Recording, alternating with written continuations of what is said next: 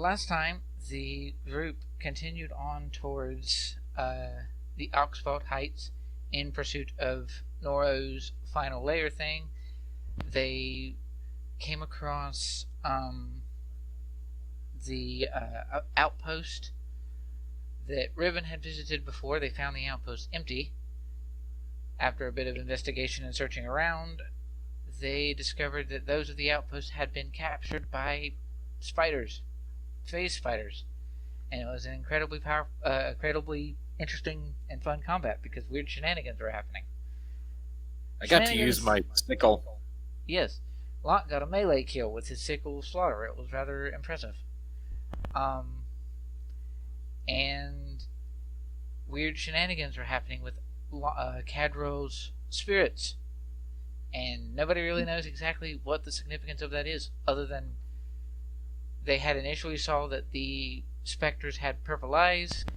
Cad got his protection thingy that he uses all the time, like in overdrive, and then took massive damage at the end of combat for some reason that nobody saw. You continued onward, or you were in the process of continuing onward after saving those who had been captured, mostly, except for one that kind of died. But it was all the spider's fault, so it's fine. And you move on. Riven goes to sleep the following night and encounters the bugbear that had dive bombed you guys in her dream, in her weird strange shadow realm thing, whatever the heck she's in when she dreams. And before that, of course, Locke had spoke to, I think it was Oak, briefly, and had asked him to see if he could look into anything that was going on with Riven the following day, making use of a spell to contact and talk to his god. Oak had suggested perhaps asking Cad to do the same thing, since he had mentioned his specters could potentially be somebody that could get information. And there was also the idea of talking to Vindsvept, because different deity or deity-like creatures have different perspectives on how they can interact with the environment. And the more knowledge they know, the less likely they'll actually tell you. Because that's how that works. This session will open up with right where the last one left off, of Riven encountering the bugbear again in her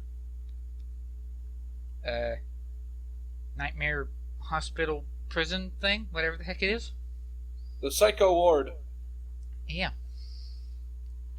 Yeah, pretty much. And I believe Riven had just charged them. Yep. Okay. Like, we killed you. Why are you alive?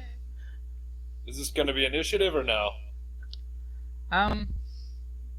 Seeing as how Riven's the only one in here, not really. Especially considering that as soon as Riven charges, he's suddenly behind her. Oh. Oof.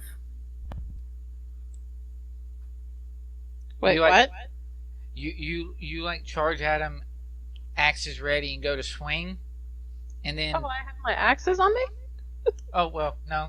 I guess you wouldn't have your axes, would you? Are you going to charge to tackle, because you don't have your weapons? Yeah, sure, why not? Okay, yeah. So, you charge to... yes. You charge to tackle at him, and you miss, because now he is behind you, where you were. What? As soon as you tackle into where he was. Goes after him again. Same thing. Oh, still, you little... do realize you can't strike me here, right?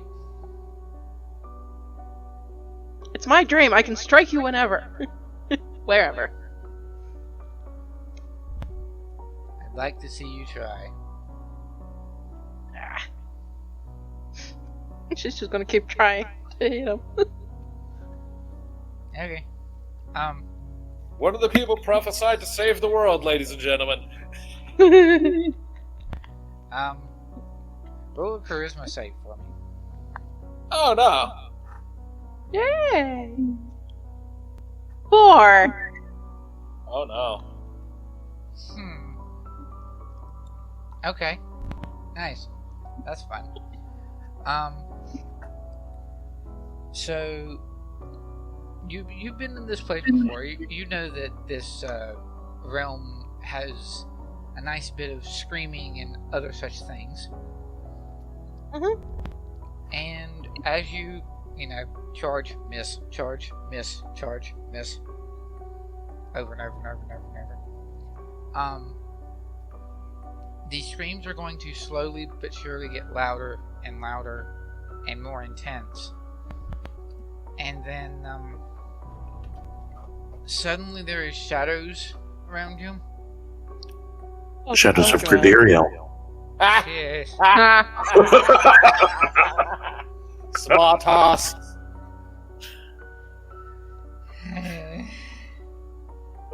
Hey, you invited him. It's your own damn fault, darn it.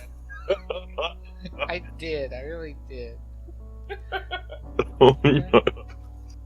You are suddenly surrounded by shadows.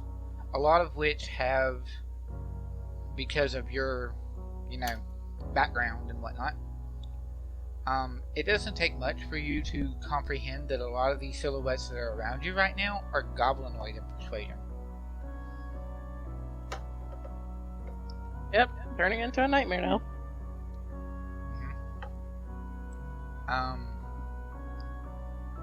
And eventually, as... Do I finally catch him? No, you don't. Aww, They catch you. Okay. They catch you. Oh, great. Okay. And then the bugbear is, looming over you, and he's just, you put me here, and now I have a much better crew than I ever could have had before. Do you even realize what you hold in your hands? No, I have nothing in my hands but my fist of fury that I'm going to punch in your face once we get a hold of you.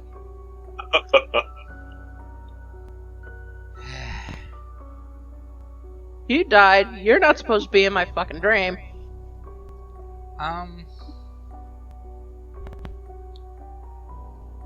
Many voices that you had heard before. Oh, great. Creeped you out so much before. When are you going to learn that this dream is not a dream? And you wake up. It's because it happens when I'm asleep. It's a fucking dream. You wake up saying that? No, she just wakes up and be like, what the fuck?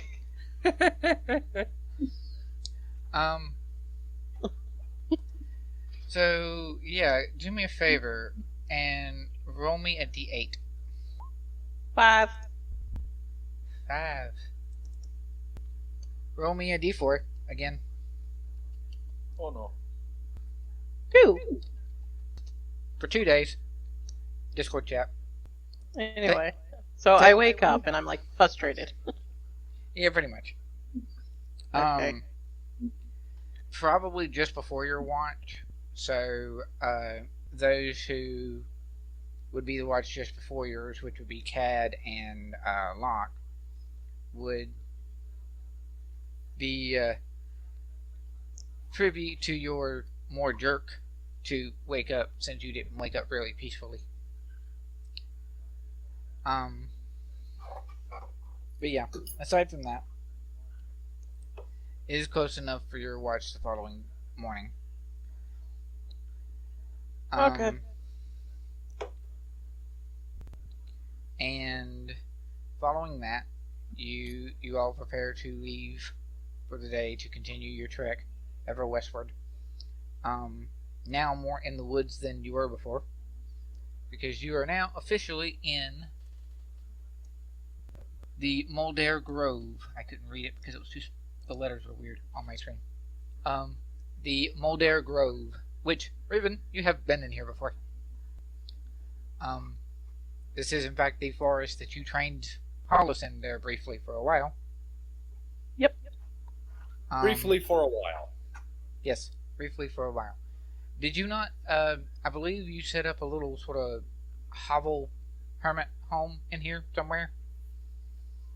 Probably. One wonders if that's still there. Yeah, pretty much.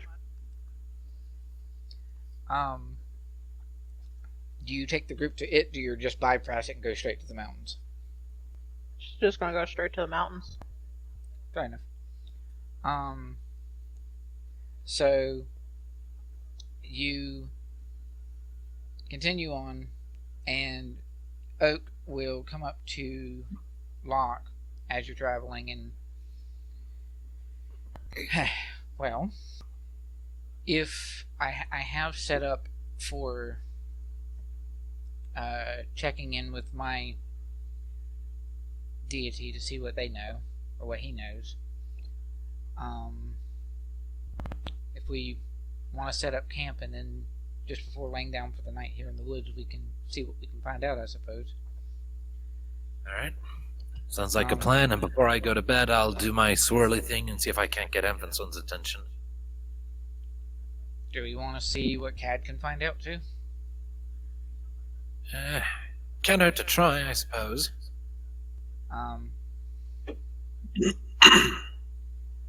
So Oak will call over Cad, basically.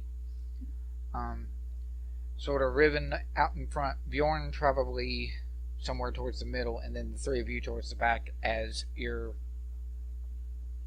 deliberating the potential of finding out information in somewhat celestial-ish means.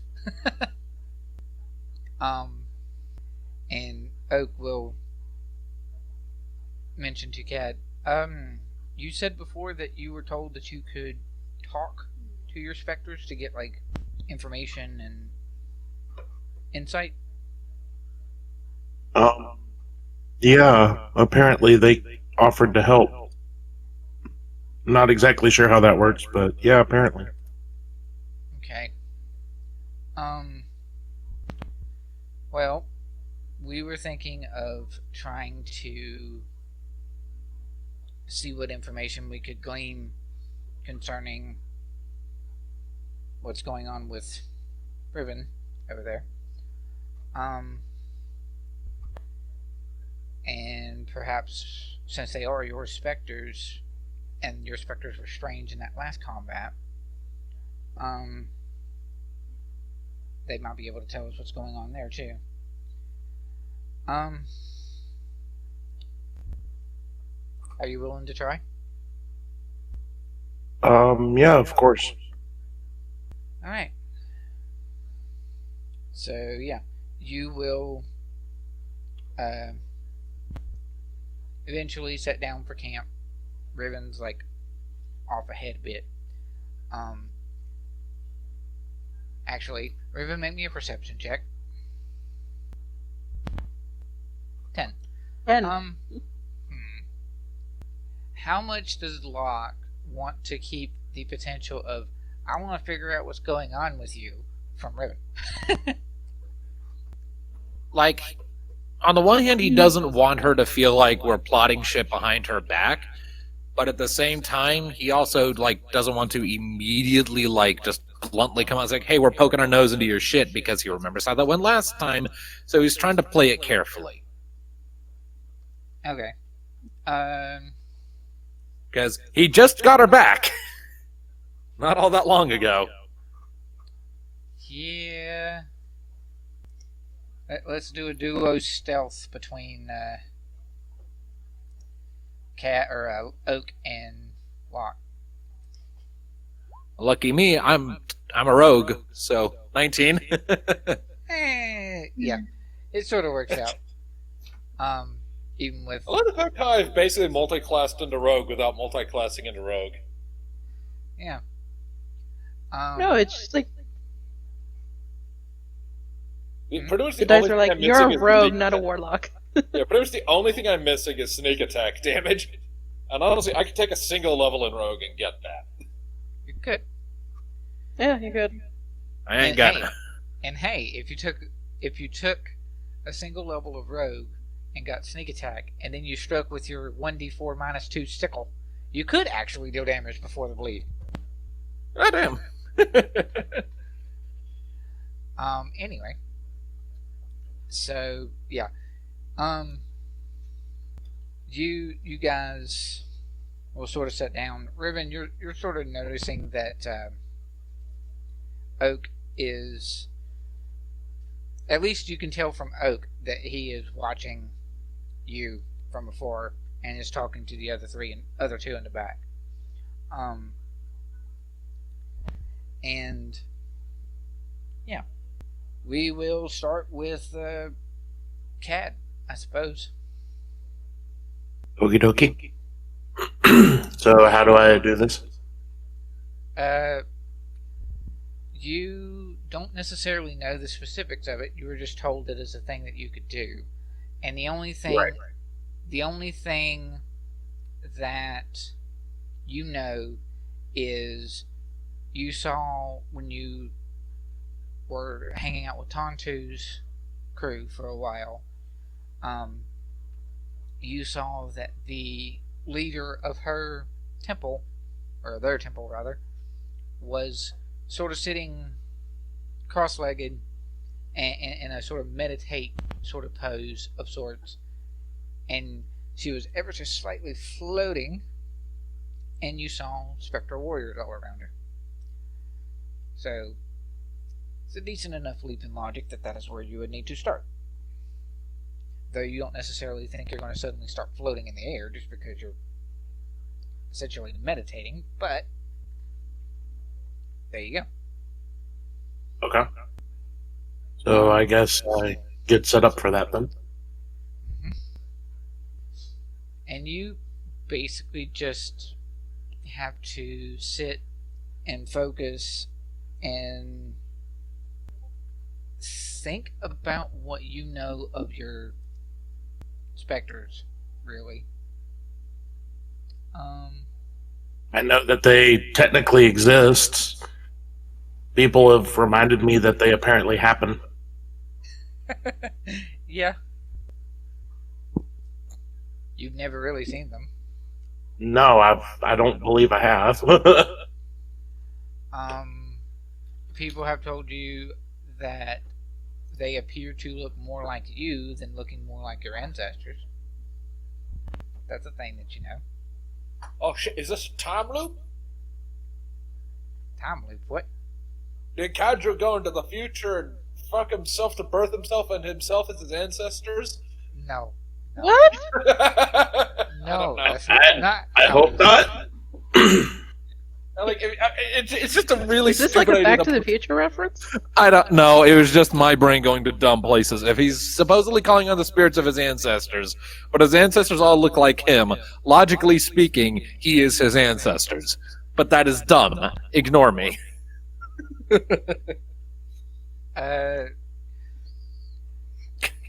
Another leap of logic to make is, that perhaps there's some other weird sort of shenanigans going on, because if they all look like him, either everyone that has seen them is dumb, and they're not looking like him, they just don't know what other Loxodon look like, or Racist. yeah, or there's some other weird stuff going on, and you guys don't necessarily know what the specters or anything like them are supposed to be like. You've seen briefly, like when Locke watched Silver fight the one Loxodon guard way back before you even let Cat out. He used them then, and they didn't look like him. Not really. But then again, you guys don't really encounter Loxodon much. So. Yeah, we all got kicked out of the city where they all hang out. Mm-hmm. You did see some of them when you were in a bond, though. And Bjorn, who is not here, would know more about what other Loxodon looked like. He would have encountered them a little bit more. Because they're a little bit more free roaming in a bond than they are in Caverton.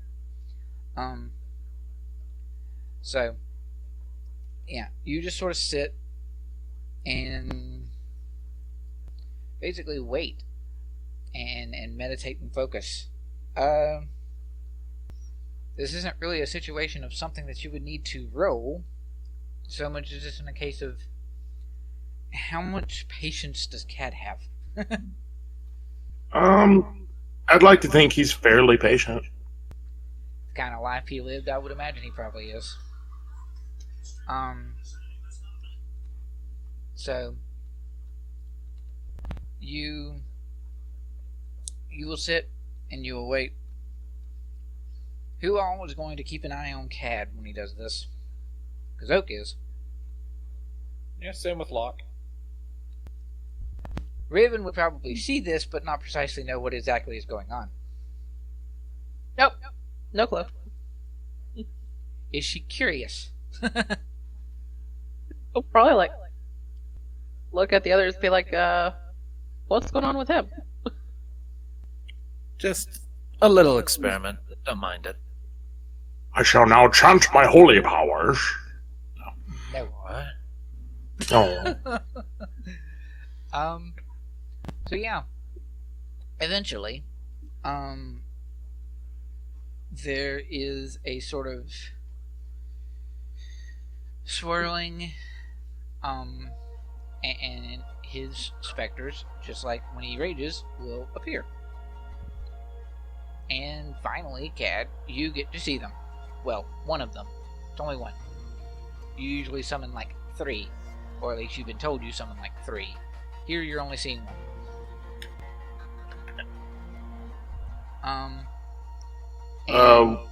What do they look like, I guess? Yeah.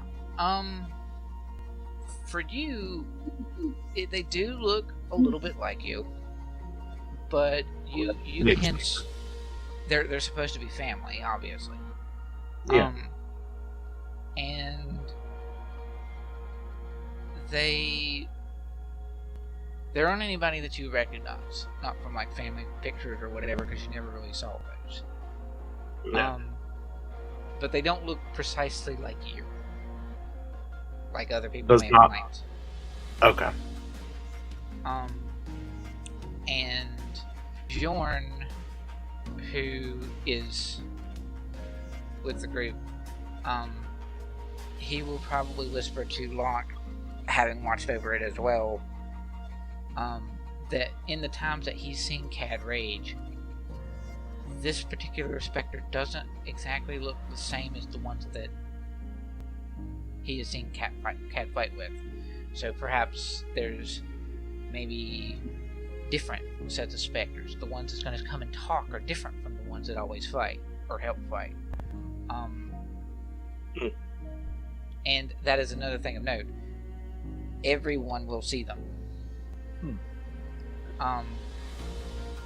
So even Riven, who doesn't necessarily know what's going on, you will now see a specter similar to the ones that Cad always fights with, is floating just above him, like a ghost. Does not appear to be hostile. It's just there.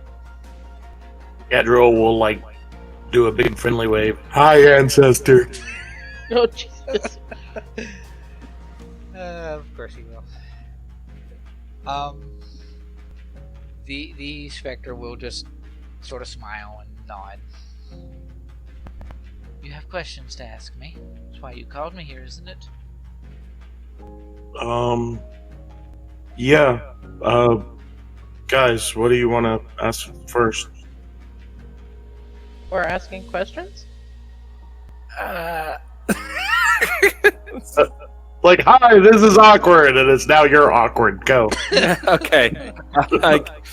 I guess Locke's just going to bite the bullet on this one. Like, okay. He'll gesture at Riven, because like she's clearly paying attention now. This friend of ours has, to my knowledge, been having some sort of weird nightmares as of late.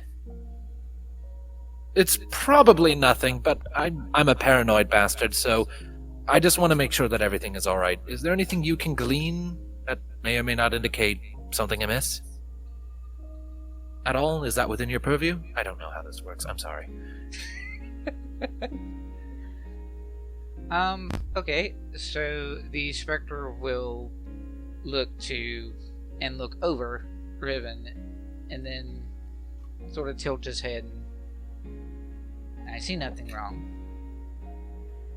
A powerful half-orc warrior, are you not? Yeah? Yeah. What is... So I'm having a fit of nightmares, so what? It just... Sometimes nightmares can be not nightmares is all. I just want to make sure we have our bases covered and that everyone's alright. Okay. Here's a weird question. Is Locke capable of establishing an awakened mind link with the Spectre? Ew, interesting. That is interesting. Yeah, I abuse this ability so goddamn much, but fuck it, I love it. It can be your calling card, nothing wrong with that. It's like, hey, it's a neat person, can I get inside his mind?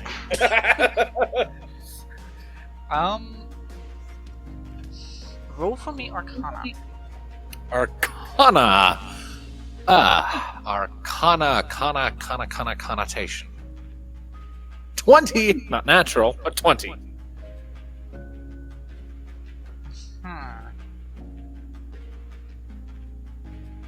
Roll for me a wisdom save. Oh, good, I have stuff in wisdom. 19. And he'd be getting a +3 from Paladin, right? That's true. So 22. Nice. I'm going to send you a thing, Locke. But the Oh boy. The awakened mind link lasts all of maybe 5 seconds. Oh boy. There you go. Oh. I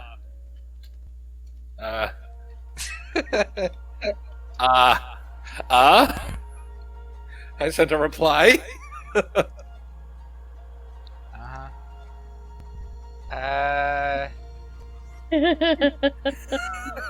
What? I don't know about that.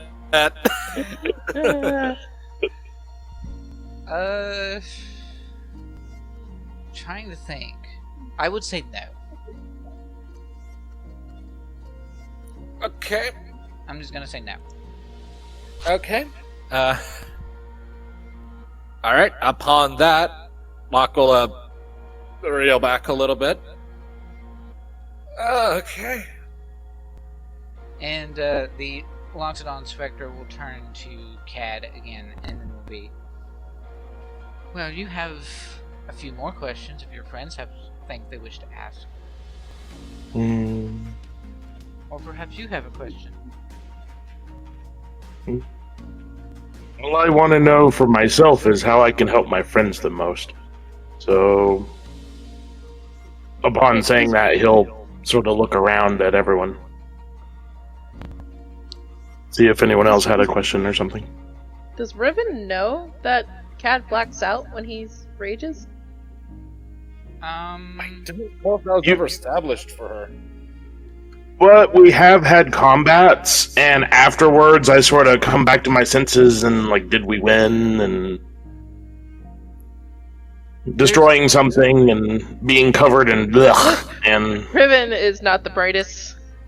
I was about to say it, but then I stopped myself because I didn't want to be rude, but she's dumb as a bag of hammers, so... She is. I mean, we've had multiple combats together, and in just about every combat I rage, so if there is some sort of save, I think she would get one for, like, every combat we've had together. Oh, she just doesn't really pay attention or care. Yeah. It's never been spelled out before that to Riven that he blacks out when he rages. So she wouldn't necessarily know that, I guess. Not really. But she does know, even with her limited limited understanding, I shall say, that there is a discernible, like, paradigm shift. Cad in combat is very, very different than Cad when interacting. So Being a beast versus being fairly passive. yeah, she's able. That would be to very obvious and hard to miss. There is obviously that she would know, and aside from that, she doesn't necessarily have any predisposed interactions with other Loxodon or other barbarians or anything of that sort. So, not really. But yeah. So, Locke, do you have anything else, or does Riven have anything? Locke doesn't really have anything, because right now he's just kind of sitting back, ramrod straight, blinking rapidly, trying to wrap his head around a thing. The Spectre will turn to you, Cad, and just be... So, Cad will... The Spectre will turn to Cad and just continue to protect them, as you do. Fight alongside them. Train for a... That... Sorry, go ahead. Train, and you may become better at what you do. Kadruil would have a little bit of a smile come across his face and would sort of, and would nod. That's agreeable. Train and protect. Sounds good to me. And then the Spectre will turn to more directly to Riven. And you don't have any questions for me, do you, Half-Orc? No. And yeah. What about Oak? Oak is sort of being quiet, and then he's, as the Spectre sort of starts to look through the rest of the group. He will eye Oak, and Oak is just so he sort of looks to Cad. We've been told that Cad is different than most Loxodons. He doesn't necessarily fight as some others do. I don't know if you were able or willing to tell us exactly why that is. And Oak is decidedly small when staring down, when the Spectre is looking at him as he is. Like, Oak is not able to make eye contact with this guy at all, for some reason. And eventually the Spectre will speak up. Cad is a very special Loxodon. He has a destiny to fulfill. Conversation ends as the Spectre just sort of spins and disappears. So, after all that, Locke is going to immediately point this out, because at this point, like, this no longer has to do with Riven specifically. He's going to speak up, and so when that spectral thing was up, I tried to do my telepathy thing on it, and when I did that, a voice that did not belong to it told me I didn't belong there and then kicked me out. That's why I was so quiet. I was trying to figure out what the hell just happened. Fun. So, that's a mystery. Just another one on top of the small mountain we've got going. And Oak is, or maybe even Bjorn would speak up with the question and just any idea what that would actually mean? Or no? Other than there's something fucky going on, no clue. Something fucky going on has kind of been the calling card since we started all of this, so that's not really new. Yay, everything's normal. Everything is fucky. That means everything is normal. Fucky is the new normal. At least as of late, anyway. Alright. Well, I don't feel like we got much information, so we might still want to try our other tactics. Mm-hmm. And then yours is going to come at night, and mine, no one else can really talk to. So, which Oak is just going to go quiet for a bit, and then start preparing the ritual cast of his "I'm going to speak to my deity" thing. And just for clarification, we are camped right now, right? Like this is after Yes. our day of travel. Okay. Yeah. You sort of camped a little bit earlier than normal so that you could set all these things up. But you know where you're going. Riven is not going to necessarily get lost. She can't. It's one of her special things. So you're not going to necessarily lose time just from stopping a little bit early. But yeah, you will make camp, and anyone who bothers to look will see Oak setting up a ritual cast thing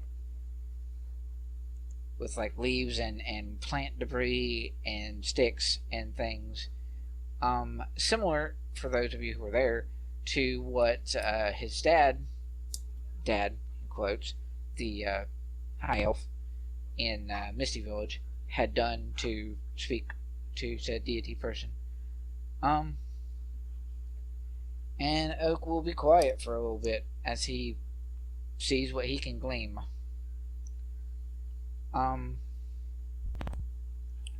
Thankfully, there was a bit of questions and things asked with the specters, so now Oak has a better idea of what questions to specifically ask, considering that, unlike with the specters, you guys can't talk to who he's talking to.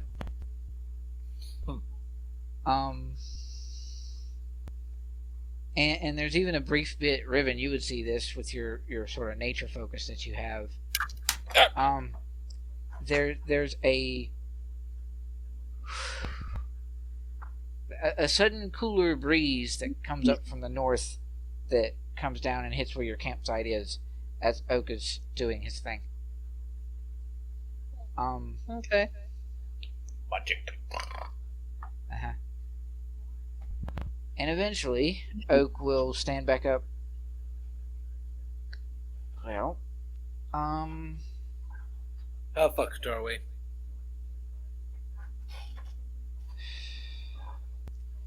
from what I was told, we just need to be on our guard. Things are not necessarily what they seem, which we knew that already. So, in other words, basically, we knew everything you just deciphered, so it was a useless waste of time. Gotcha.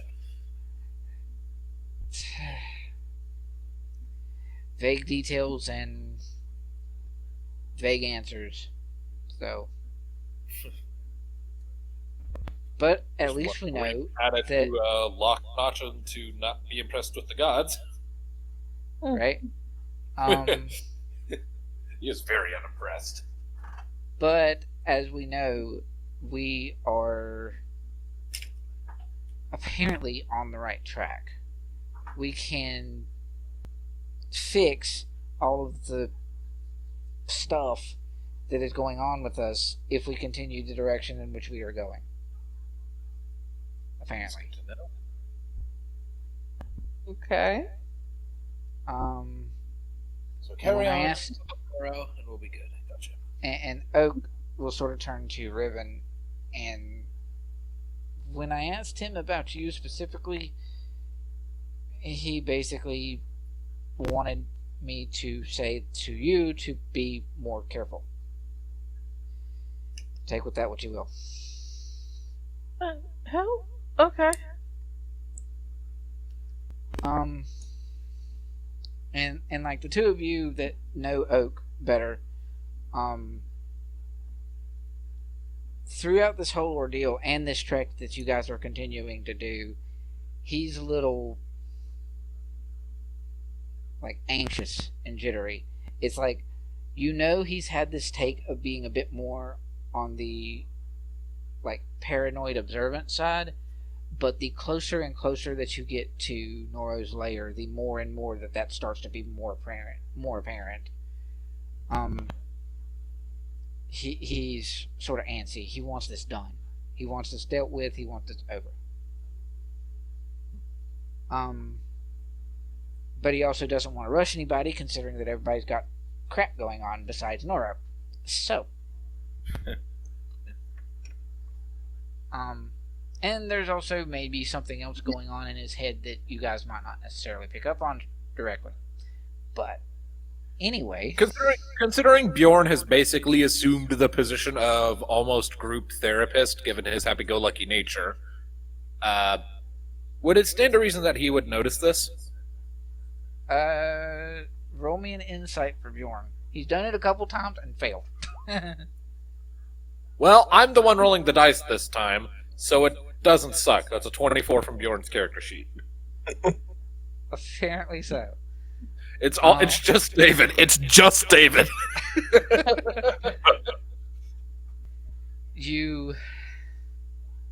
Bjorn will sort of pick up on Oak being a little bit more, shall we say, twitchy, and antsy, and he does know at least a little bit with regards of.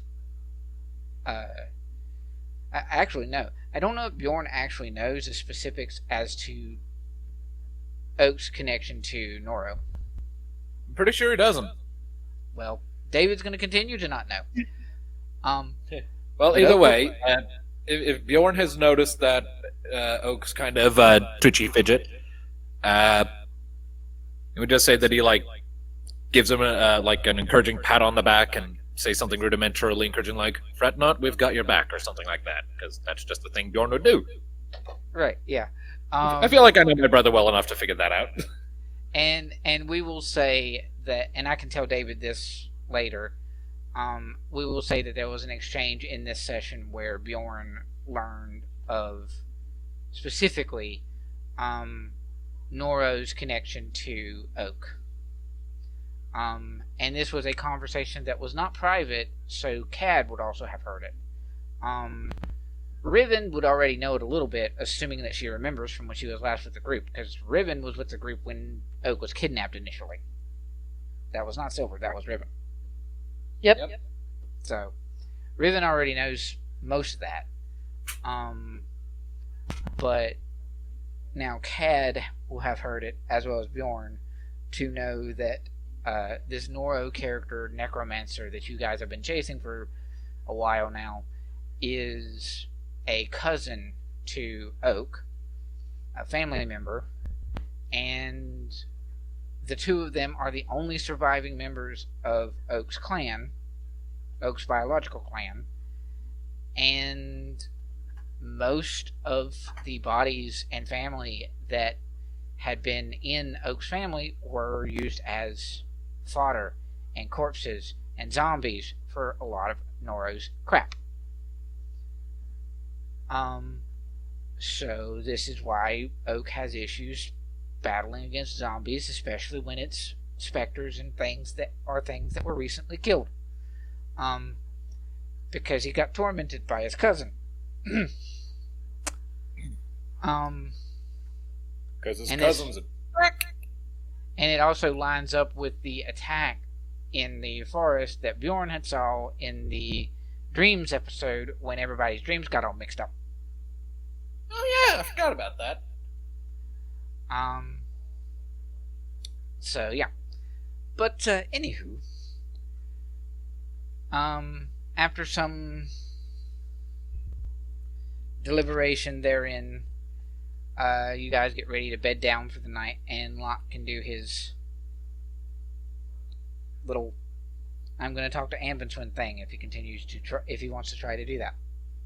Yep, I'm gonna do the thing where I swirl up the Eldritch Blast energy and just like let it linger in the fingers for a while, thinking, could really use some insight right now, buddy. And then just like let that go for a little while, and then after like I say, like 10 minutes of letting it do its thing, he'll bed down. Yep. Let's go ahead and roll us some perceptions for the nightly watches. 26 perception from Bjorn, from Oak, and 15 perception from Cad. Oh, we're all rolling it then? Yeah, just gonna roll it all together. It's easier that way. Alright, 13 from Locke. 18 from Riven. And natural 20 from Bjorn. So it's just David. It's just David. This seems to prove it, yeah. It's literally just him. The website doesn't like him. Or it was finally his time, he just happened to miss it. Ah, that would be even worse. I mean, it's not too unlike Young's whole thing of not being able to roll well unless she's just not on screen. So perhaps Bjorn is just not able to roll well unless his player is not here. At least in skill checks, like in combat, he usually seems to do pretty good. Yeah, combat he does alright. Anyway, so you will bed down for the night, Locke. And yeah, after a moment, you will find yourself in Ambenswin Swamp, as per the usual. Is he here?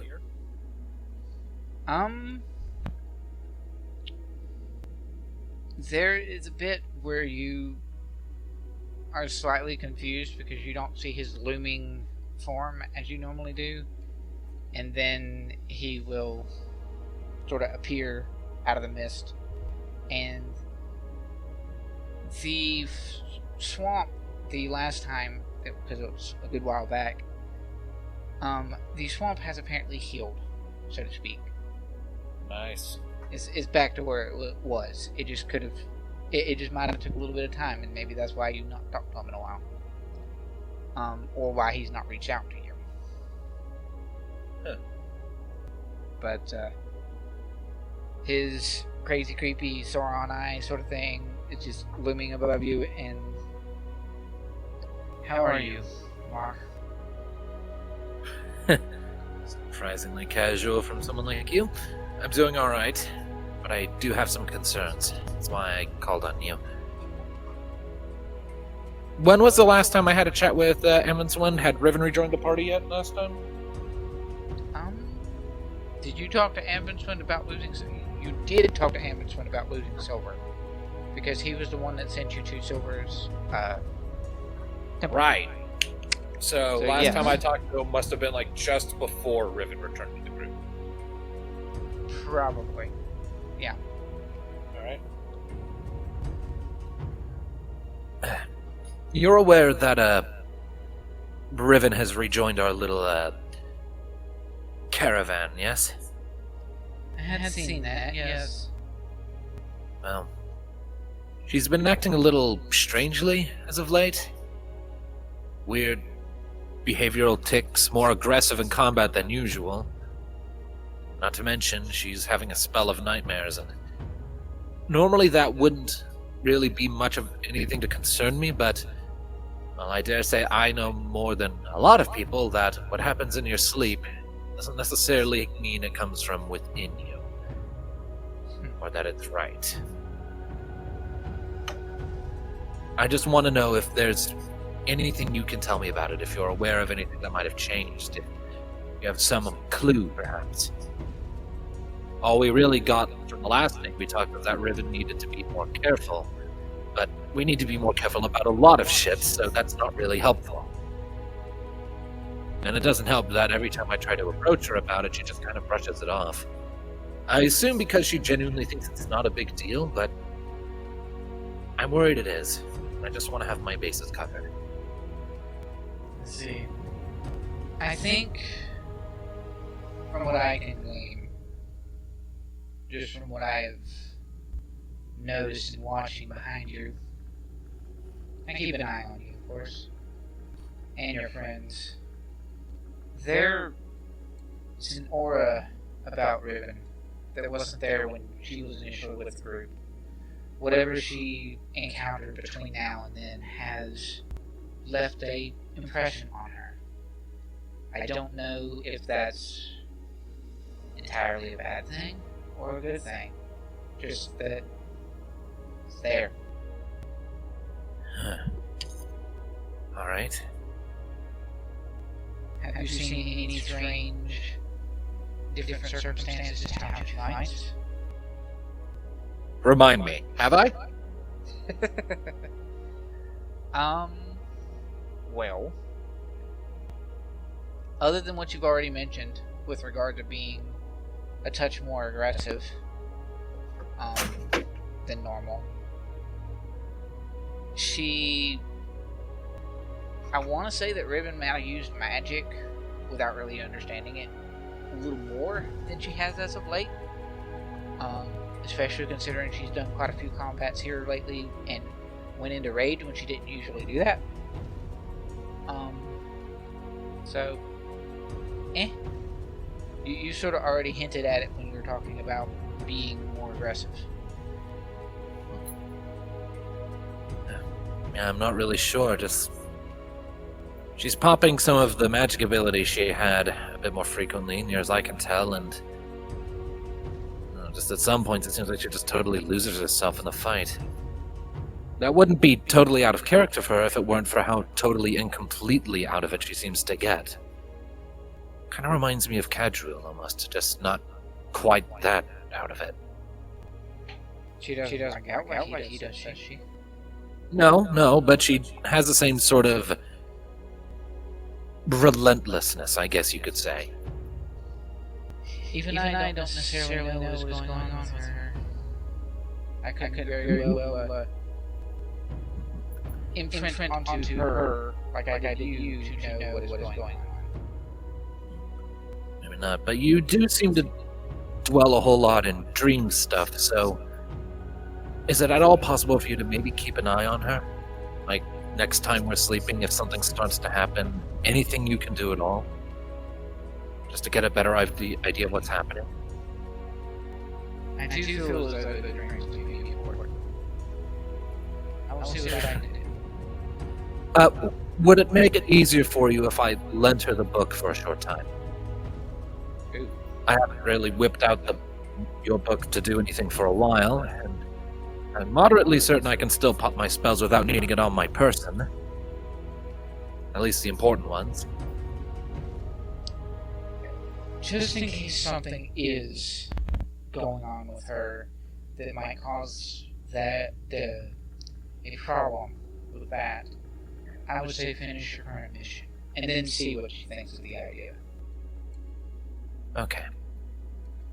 Will you be keeping an eye on her in the meantime until then? Yes. I will do what I can. Alright. Please let us know if you find anything out. He doesn't necessarily have the capacity to nod, so you get a slow Sauron eye blink. So, like a sign of friendship from a cat? What is this? I mean, yeah, kinda, I guess. as you have put it so eloquently many a times, this particular entity has a degree of casualness that does not match his form at all. So he is as casual as he can be in any form in which he is. So, yeah. But yeah, that's about all you get out of that. At least that. But you are still in his swamp if you want to continue speaking to him for a while. He doesn't just shun you away or send you away or anything like that. He's... Alright. Locke does have this question then. Well, he has two more questions, one of which is related to the Riven thing, and the other is completely unrelated. First question. So, one other thing. When it comes to the dream shit with Riven, if I know you don't generally like it when I bring up your name with things. But let's be real, Riven is extremely stubborn. But she also already knows about you and your capacity to sort of do funky things with my dreams. So, in this particular instance, would you have any complaints or protests about me mentioning that even you have noticed that there is something amiss, just so that she is aware that there is something not quite right? It'll be a lot easier to get to the bottom of what's going on and help her sort it all out if she isn't, like, unawarely fighting us every step of the way. I will find that. Alright, thanks. Also, for a brief time, you held on to a amulet of sorts. Yes? Are we talking about the one that changes its effect based on who's holding it? That is what it does. Interesting. What about it? Did it do something funky when I was attuned? I found that I had a stronger connection to you when you were wearing it. Huh. Interesting. It was almost as if I had an extra conduit similar to the book that you carry, but it was rather than simply giving me a means to interact with you, it was giving me a means to enhance your abilities in ways that I hadn't before. So you're saying if I were to attune to that again, my spells would get stronger, or I'd get more of them, or... I honestly don't know. Well, as I can check, we usually have Kadruil hanging on to it, so maybe it'll be worth swapping that over when we set off tomorrow, just to see what happens. Alright, I did have one other question, or an idle curiosity, and I do not expect any answers to this that it would actually be a yes, but you know that blanket of fortitude I throw every night to give me and the group cover, right? The thing that just makes like this bigger space on the inside and that's all pillowy and stuff. Yes, of course. It is exceptionally comfortable, and it is very, very useful. But it also has the security flaw that just about anyone can walk in. It's happened before, that was how we lost Silver. Now, maybe I'm just being paranoid and overthinking it. God knows I've done that a lot. But, I don't know, it just got me thinking that maybe there's something else I can do for the group in a similar vein to give them better shelter. I honestly have very little clue about how most of the magic I use works. It's pretty much all just... it feels kind of pretentious to say it like this, but it all feels kind of like gifts from you. I couldn't for the life of me describe to you the finer points of how that spell I use that drains the life out of people work. I just want to wrap them in black ink and they die. Just happens. But at the same time, if it were possible to make a way to, with your permission, of course, in dire straits, if possible, invite my group into a space maybe tangentially connected to this one to provide shelter. Would something like that be at all possible? With your aid, maybe? To figure something out? I'm not entirely sure what the others would feel if they were here. This is not a realm designed for multiple entities of that caliber at once. This, I'm sure you noticed in previous experiences, this realm is largely me as a whole. Yeah, I've noticed that, yeah. I just want to make sure that what happened with Silver can't happen again. Locke, you are powerful with magic without me. You've gotten your confidence boost. You see what the kind of powers that your friends wield that they don't even remotely understand.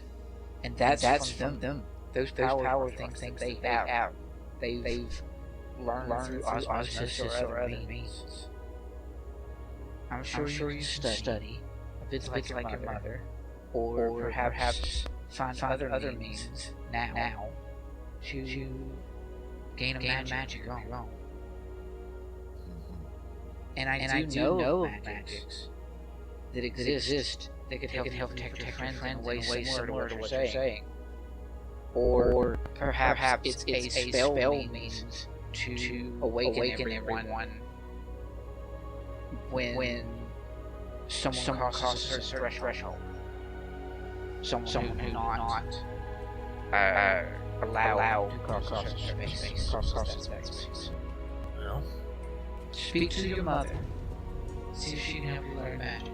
You're not in Seminole anymore, Locke. but I'm also always on the move, so I don't often get the chance to sit down for prolonged magic lessons. Locke is going to look down at the water. Like, the ground is really swampy and kind of like ankle-high water, right? Yep. Alright. Then in that case, truth be told, I've gotten very, very used to using what you've given me. I don't know how easily I'd be able to adapt to something else. I'll then sort of, I'll glance up at Vindsvept as I say that before, like, getting down onto one knee and, like, cupping my hands into, like, a bowl. And essentially scooping up some of the water and keeping eye contact the whole while. Basically, silently asking for permission to, like, take a little bit. To, like, actually, like, drink the water I've scooped up. Interesting. Okay. He doesn't seem to be against the idea. Alright. It's probably going to taste like shit, but fuck it. Locke's magic's always been gross. He's going to drink the water he has scooped up.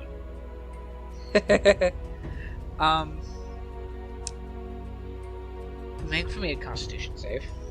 Okay, hold on just a second. Willingly fail for you. Blech. A Constitution save, you say? Mm-hmm. Natural 20! Well then. There is, as you said, there is this,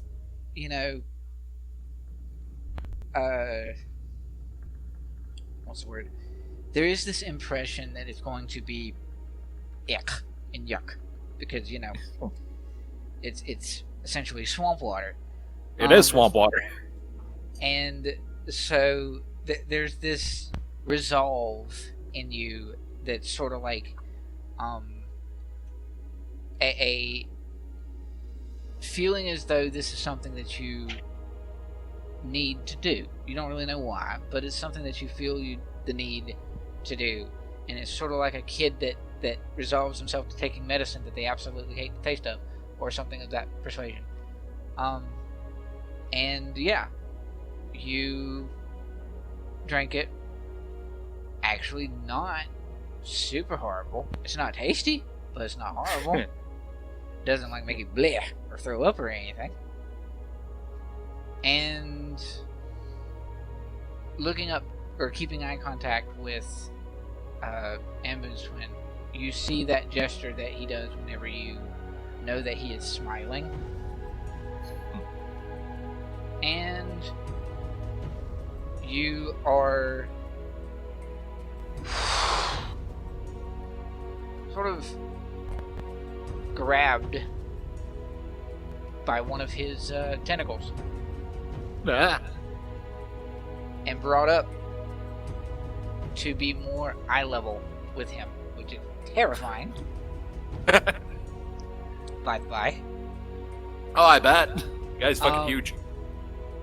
Because, I mean, if we was to, like, fall out a zoom-out shot, it'd be kind of like the scenes of characters being silhouetted over the moon or something, where you are much, much smaller than this large, relatively circular thing that's behind you. And, yeah. You are extremely close to what amounts to, effectively, the closest thing he has to a face, which is his eye. And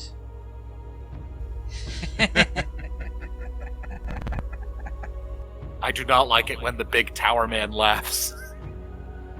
and you wake up. I was gonna say the eye opens up to a mouth and eats him. Oh, God. I trust this thing. I trust this thing. Don't give the Game Master ideas to make me not. He's gotta have a little bit of ambiguity, okay? I know. Alright. Even if I can't play the character that way when it's legitimately supposed to be a good character, he's gotta have some degree of, like, weird and strangeness, and I just can't do that well. I'm sorry. It's alright. I think I did some of it a little bit there, so. Yeah, you got it. The laugh is kind of what made me be like Yeah. I could sometimes do an evil laugh, you know? Or at least a... very amused and creepy laugh. Yes, there we go. I'll take that. Amused and creepy laugh, sure. That's especially be fun when I do the Vindsvept echo voice thing that I do with him. Yeah. Because you actually like take full-on editing passes with this shit. I do. Yep. So yeah, you will then wake up, and it is relatively close for the time for your watch. And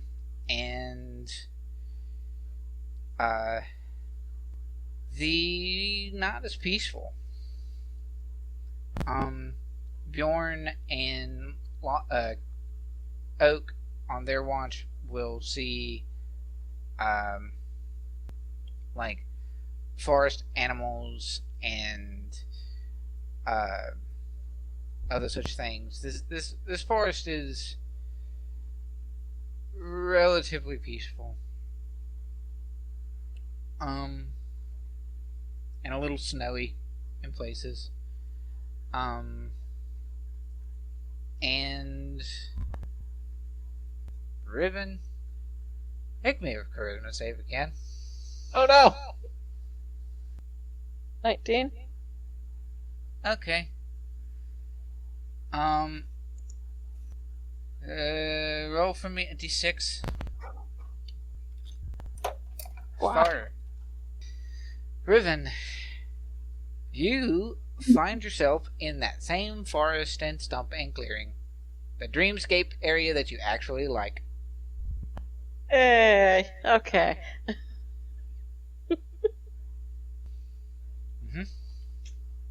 And upon your, I guess, arrival in this area, you will see a sort of heavier built, muscular orc woman, like full orc, very similar to Snack in presence, but not with like a weird butcher apron. And she is just sort of, she has an axe in her hand, and she is chopping at one of the trees that is at the edge of the clearing where this stump is. Okay. Oh. You can see me this time. Yes? What do you mean this time? Finally, you meet someone sensible. Slams the axe into the ground beside her. That's so cool. Do you really not know what's going on? No, I don't. This is a fucking dream. I don't know these people that I'm seeing. What the fuck? Do we have to spell it out for you, hon? Yes. I don't know. Let me ask you this. Do you like wielding the axes that you do now? Yes. Do they make you feel powerful? Yes. Would you continue to kill with them? Striking down your foes wherever they come along. They're kind of my only weapon at the moment, so I guess. You don't have any other weapons on you. I mean, I got an old battle axes, but these ones are better.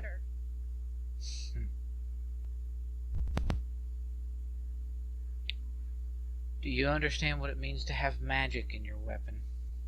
It does something fancy? That's all I know. Have you noticed that those axes you wield do anything fancy? I mean, yeah, there's times where it seems like it does. Like, hits a bit harder. What about when you kill someone with it? Have you noticed anything then? I mean, I guess I don't know. Those axes, this place, is a prison. Doesn't seem like a prison to me. What about that place that you hear all the screaming? Did you not notice the bars on the doors that you passed in the hallway? I mean, they kept crazy fucks at bay. Was everyone you saw in those cells crazy fucks? I mean, some didn't even respond to me. Some were ranting and raving, walking back and forth, terrified or angry. And some were just curled up in a corner, crying. Yeah, and? I'm not going to stop you from wielding the axes. In fact, you might be able to find a way to stop what's been going on with us. I don't... Do you have friends out there? Yeah. Do they know what's going on with you? There's nothing going on with me. Except for these fucking dreams that I'm getting so sick and tired of having. Give it time. You'll learn more as time goes on, I suppose. Maybe there's more orc in you after all. And she picks up the axe and is slamming it into the tree again. Is that a diss? Apparently. Perhaps someone who doesn't like what she is. And by what she is, I mean what she, the character speaking, is. She was dissing on orcs when she is an orc. But anyway. You will, what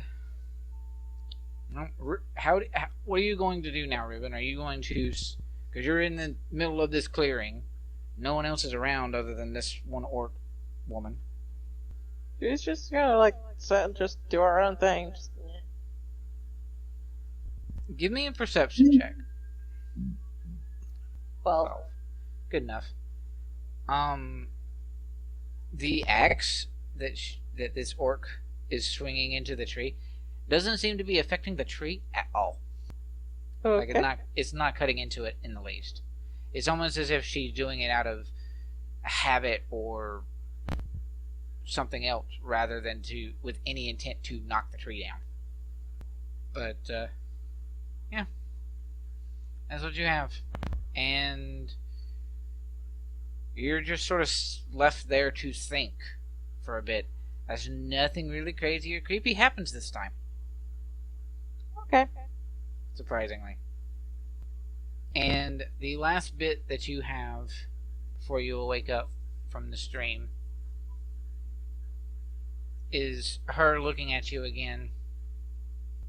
I'm sure you will learn at some point that things are not always what they seem. And then you'll wake up. Okay. Hooray for stubborn characters. Yay. Right? Nothing wrong with stubborn characters. No, there's not. And I actually do really enjoy that particular aspect of Riven's character. It's definitely a good trait. Can make it damn frustrating sometimes, though. I know. That's I'm not complaining. I'm just pointing it out. It's like, it's part of the fun, really. It's like, you're in danger. Let us help you. No. Damn it. So Riven is the dog in the house that's on fire, but the fire is like shadowy, ghosty people. Yeah. This is fine. This is fine. Nothing bad can happen from this if I just continue to ignore it. That's okay. Everything's gonna be okay.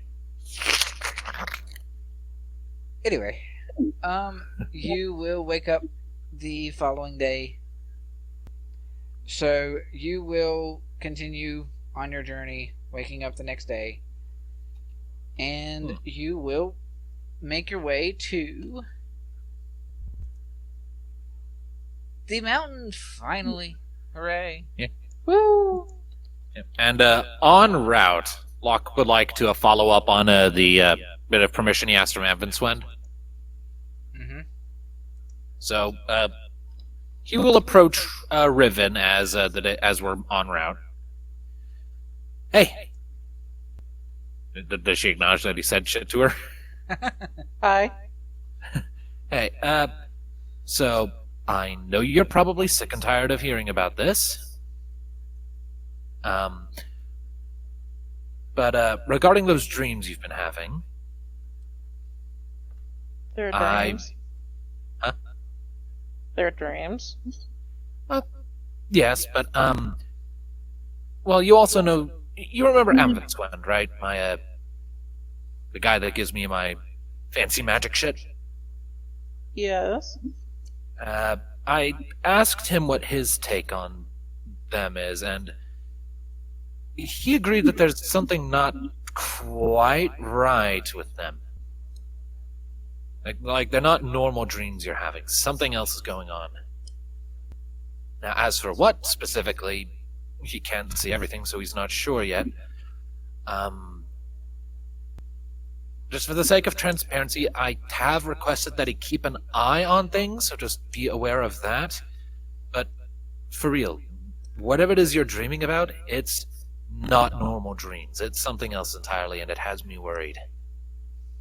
And again, I know you're probably really, really sick of that, but I mean it, okay? Okay. Alright, so just take it from the guy who can dilute time and yeet my consciousness across the world in my dreams. Whatever's going on in yours, it's not just a dream. But it is a dream. Well, it is, but it's more than a dream, if you catch my drift. Okay. Yeah.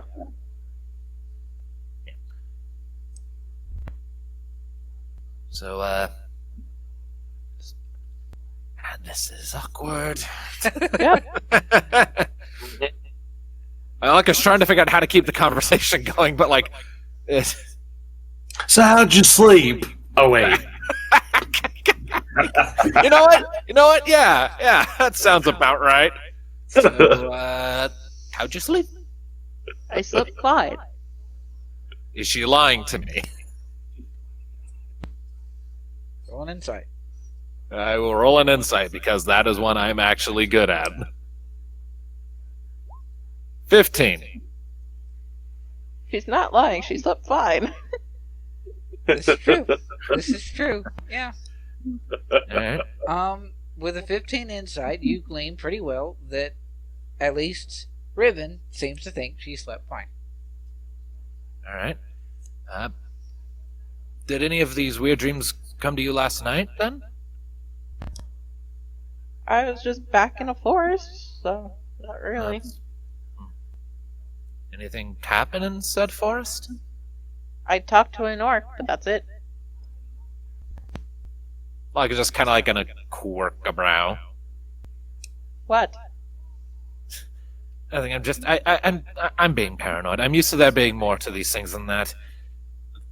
Do you mind if I asked what you talked about, or did you say anything Talked trippy? about the dreams, but they're dreams because they happen when I'm asleep.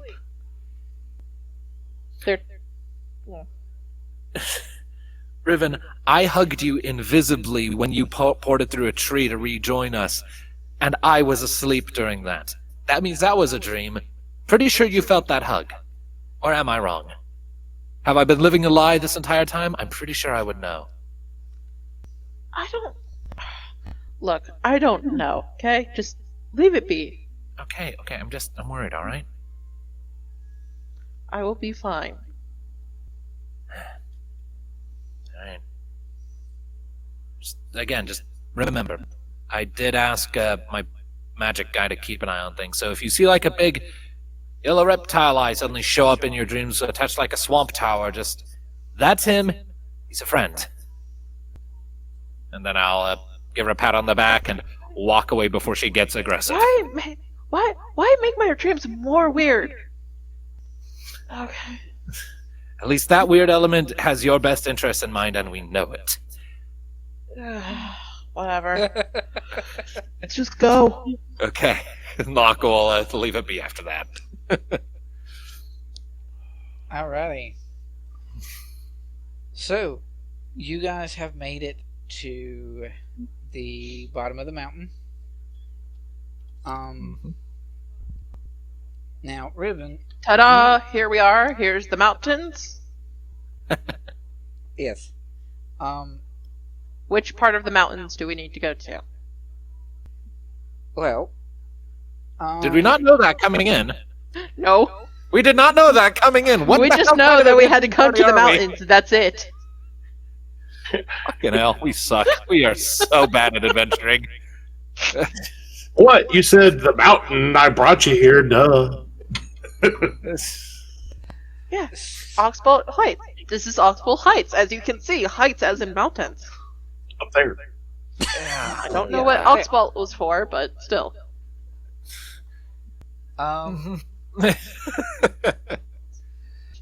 Oak is like, okay, well. Alarm! An alarm went off on my computer. Ignore me. Well, okay, so I guess we need to find where his lair is, if his lair is somewhere in the mountains. I don't know. How do we do that? Well, hey, Bjorn, you have the I detect undead nearby, right? How many times can you do that again? I have absolutely no idea. I have never played Paladin. This is when Bjorn's like, I'm not sure. I think I'll just wing it. I tried. Does it work? Do you remember, Sam, how many times a paladin can do divine sense thing? It should be You can use this you can use this feature a number of times equal to your charisma modifier plus 1. So 4 times. So, yeah. And then, Alright. and then That's for divine sense, right? That's for divine sense. And that has a kind of limited range, doesn't it? It does. Divine sense is within 60 feet.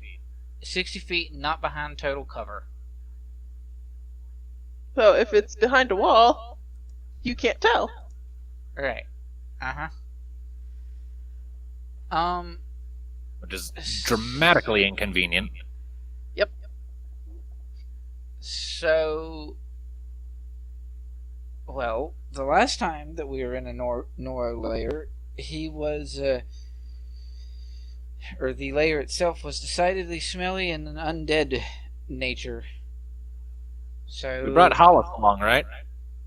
yeah, of course. Yeah, Hollis is here. Well, maybe we could just have him be on the lookout for it? Look for what? Zombies. Shit that smells like dead people. He's got a powerful nose. I'm sure he could sniff something like that out a So lot. does our elephant man here. Double team, they'll get advantage. Okay. They both already have advantage. That's the whole point. Double advantage. We're just trying to You sniff do out realize how big this mountain range is, right? Well, does anyone have any better ideas on how to narrow it down? Can I attempt to sniff out the death? Yes, and Hollis can as well. Okay. It's that way. Oh shit, natural 20. What If it's kind of possible, laugh- it's that way. What kind of laugh was that? Good going. Like some sort of laughing hyena or something. Just the fact is, like, if we just show up and all of a sudden just magically we're right next to the cave that we need to go down to into the thing, like, that's very, very slim chance. I'm not saying it's not possible, it's very slim. Yeah. I mean, it is. There's also the idea. American dream, okay? There's also the idea that you're on a mountainside, and there is decidable trails to go through it, but those trails are probably going to be towards the edges and not towards the middle. So, if you're going to want to go climbing a mountain, you're going Well, to... I don't know, there might be a trail that, like, I don't know, leads to the actual cities on the other side. Yeah, exactly. And there's So- also the bit when Riven was in this area and got captured, she got flown into the mountainside rather than walked or climbed. So, Yeah, and I don't think she's using that connection no, of course not.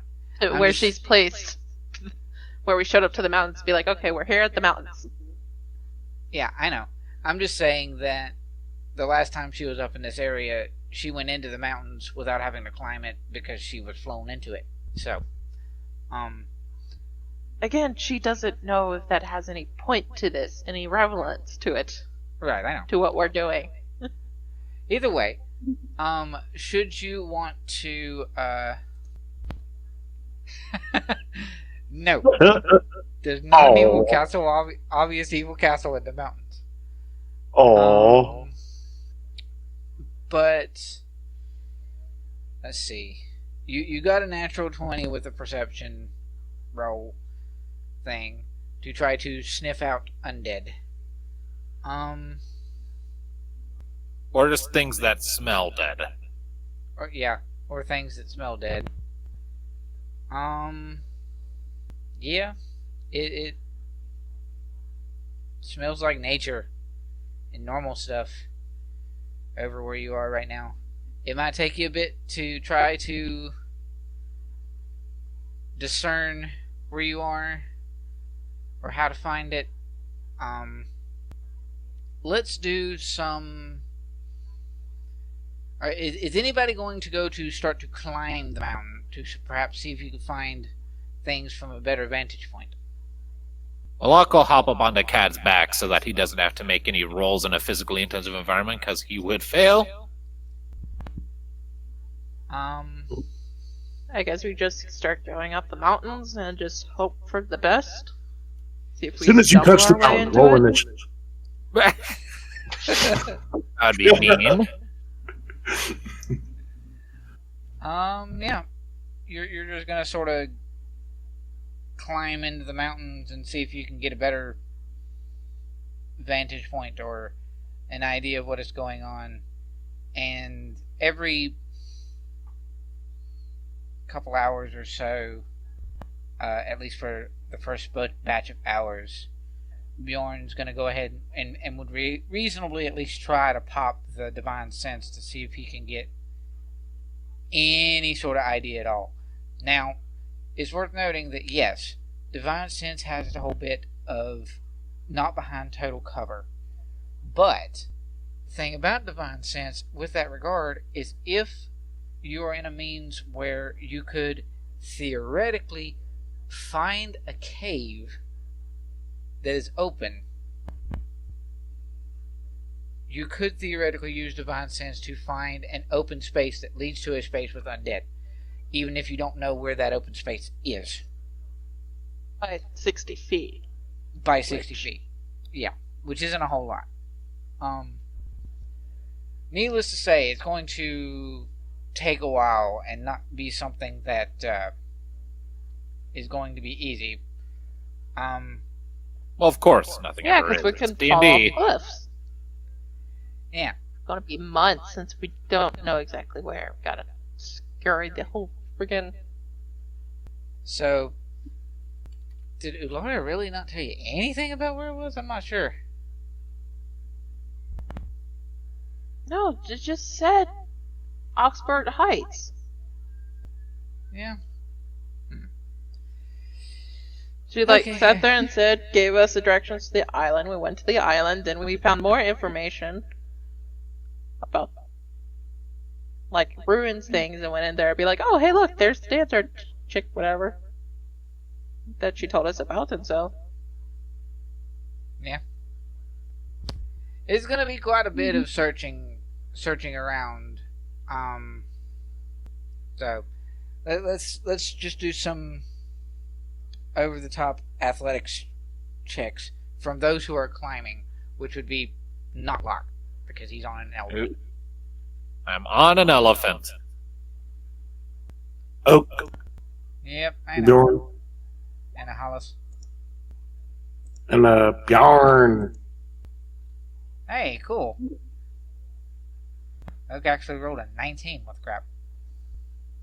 Okay, let's go ahead and rolling something for Bjorn. Yep, athletics. 18. Okay. wow, Riven had no. Riven was the lowest roll of a 14. Yeah. Oops. Like, I don't do mountains.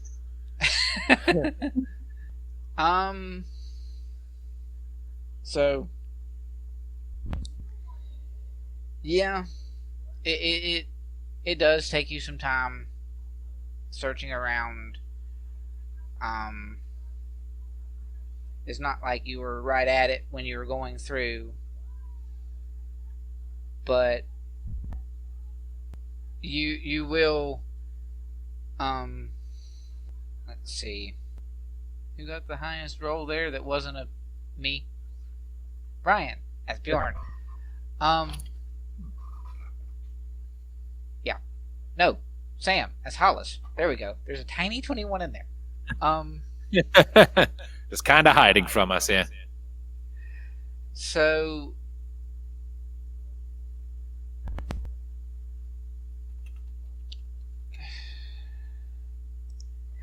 how big did I make this mountain from my map of shenanigans and making it different because you're going to be traveling and climbing on it. It's not going to be like you can travel across it in 3 days because it's sloped and all this other. Yeah, why not? This seems to be reasonable to me. Riven. Yes. Roll for me 2d6 plus 3. Sure, why not? Love it when it's oddly specific. 11. 11. Okay. So, I will say then that it will take just under you'll be traveling in amongst all this stuff for about 11 days, trying to do this stuff. It's grueling and it's annoying, but you have a tent that is fairly sizable and keeping you food, hot chocolate anyway. And We it's not, also have what is effectively a spell slot a day from our cleric that we can use to ascertain, is it north, is it south, is it east, our destination, and we can sort of narrow down a direction to go in that way. what spells that? His ability to commune with his deity, like, is our destination to the north? Is our destination to the east? Is it to the south? Just narrow down a direction with the commune thing. That's the truth. Yeah, that's true. Yeah. If you use a single spell slot a day like that just to conserve spell slots, it would be a big help in helping us figure out where the fuck we're even going, so that we're not wandering around literally blindly. I could ask my ancestors. Maybe they can no-clip the mountain. Oh, gee. That'd be handy. Also, that plus divine sense leads into you guys sort of being able to find the area pretty effectively. Because I will say that about 11 days or so into it, you're depends on how stubborn and persistent you guys are. And Oak is most definitely persistent in trying to make sure and find it, and him being capable of casting a commune spell to try to find it as you're going. Yeah, it's doable, but it's going to take some time. 11 days, and also we have a dragon bugging us about money. Yeah. So any ways anyone can think of to sort of cut down on time, so we can get through this quicker, get the guy, and fuck him up quickly, would be appreciated at this juncture. We don't really have the luxury of being leisurely with this. I don't have anything. All I can say is Riven is extremely grumpy if we continue climbing through the mountains for 11 days with no direction. Well, commune in the first day or two would probably give you a potential direction. Because deity can suss out undead in the mountains because deity.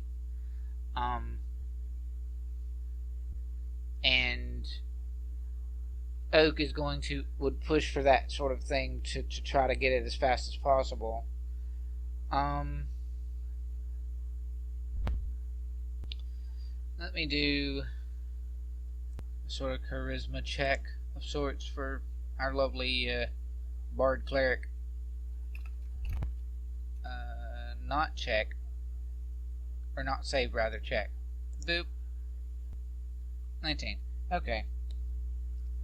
+2 because of the jack of all trades.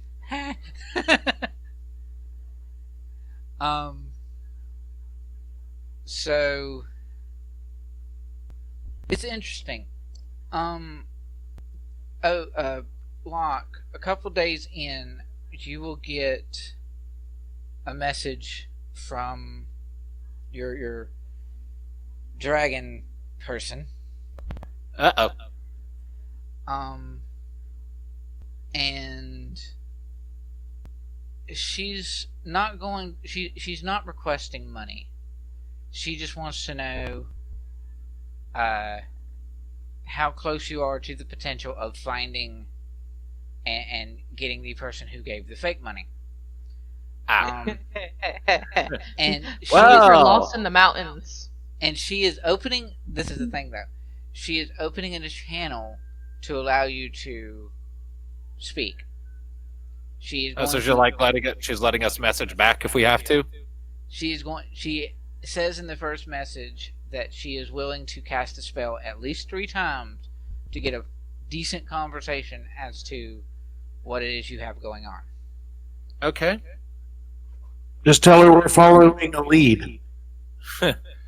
Well, you see, the thing is, if we lied to the dragon and then she finds out we lied to her, that's bad for our continued health, and Locke likes his health, so... It could be a bad lead. I'll be right back. Okay. So what Locke is going to do is he is going to respond to the initial question. I'm not sure if this was mentioned last time we made contact, but we are currently on the tail of an individual who is at least tangentially related to all of our other issues, such as the ones we requested your help with down south. With that castle thing, he's tangentially related. The problem is we're having a hard time isolating where exactly his lair is. We're working on that, but I'm not entirely sure how long it will take to actually narrow down his location. So we're working on it. We have a lot of means we have to narrow it down, but that only does so much when your opponent is a tricky necromancer who is backed into a corner. They tend to get clever. And I just realized that was a lot more than 25 words, so maybe like a third of that got through. You need a twit longer or whatever. So she will respond with, "Can you describe this person for me?" He's a furbolg, right? Yep. Okay. I will You have say seen him. You have seen him before, so you can say that you did. It's been a long time for me personally as a player. So Locke will give a full description of this individual as he understands them, looking like it's like as he remembers them looking, at least. Okay. And he will include that it has been a hot minute since I've seen him, so he might look different. Okay. So, she did mention that she was going to give you three conversations.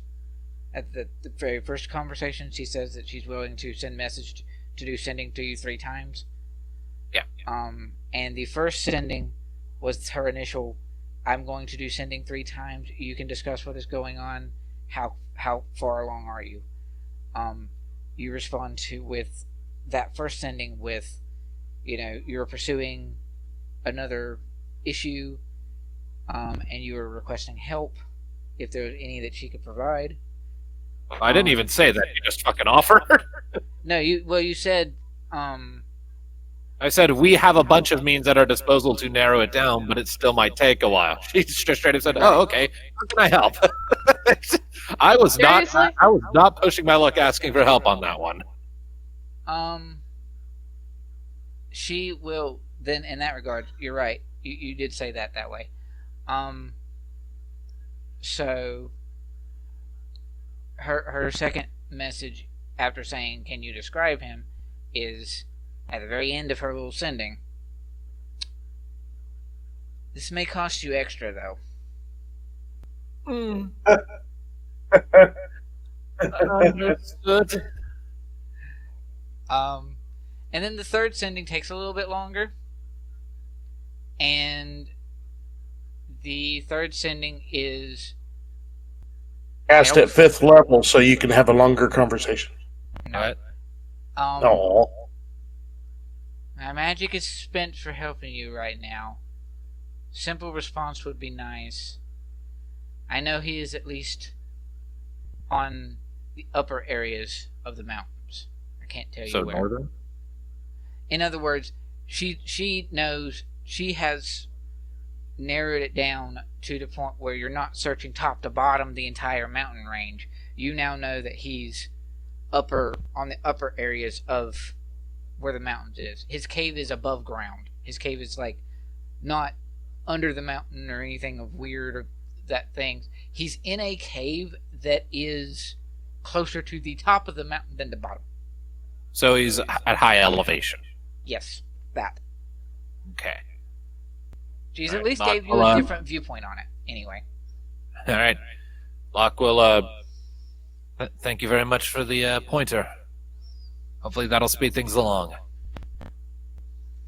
And then once that ends, Locke will get in touch with us and be like, hey, so, Dragon Lady just got in touch with us and completely unprompted from me, decided to, apparently, I'm assuming, scry on our target. And how would she know who our target is? I told her. Anyway, and she... and she let me know that that wherever he's setting up shop, it is somewhere well above ground, so we can probably say that the lower altitudes are probably safe for us to just ignore at this point. Wait, so you're telling me for 11 days we've been scouring the mountains? Have we been scrounging for 11 days? I would say that this conversation's happening at some point during the 11 days to help try to alleviate the 11 days. Which part of the 11 days? 11 days! 11 days!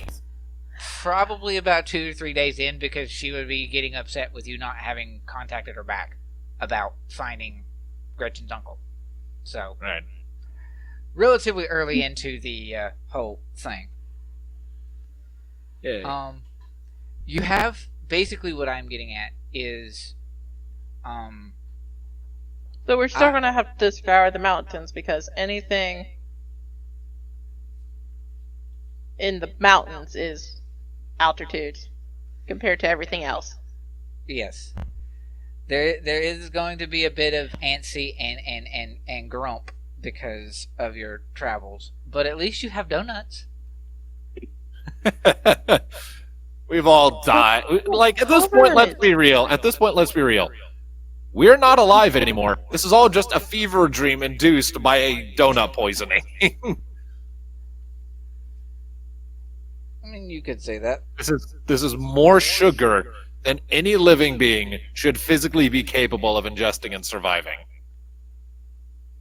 Maybe there's some sort of extra magic in those donuts. You did get them from a tavern in a fantasy world. Maybe, but I also know the guy who made them. True. He's a cool dude. He ain't magical. But yeah, it is yet another unfortunate side effect to not fully planning things and one not wanting to make lore super tedious. So it is a... Let me just ask. In those 11 days, did we even find the cave? Yes. Excuse me. How? Got super lucky. Apparently.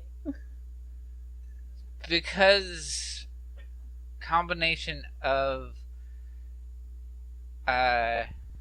luck and having the means to potentially find it with the help of magic and spells and deities, and because the actual god of the world wants you to find it and didn't come up with challenges for you to face before you found it.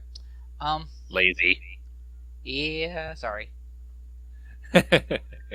At least I will say that this is better than when you cross the river slightly. I hope. The river was just one challenge that took way too fucking long. In this case, it's just 40-70-20. Although, actually, there is something that could potentially... Why? No. What? You mentioned crossing the river. Sorry, PTSD. Oy. Yeah, that's about right. Also, it's worth noting, Riven, you would find that there are, and this would also help you find it, and this does make sense. But that's the thing. Riven doesn't like the mountains. She doesn't like to be up in the mountains. Why? Because she almost died falling off a cliff of a mountain. She doesn't want to be in the mountains. She would have been complaining the whole time.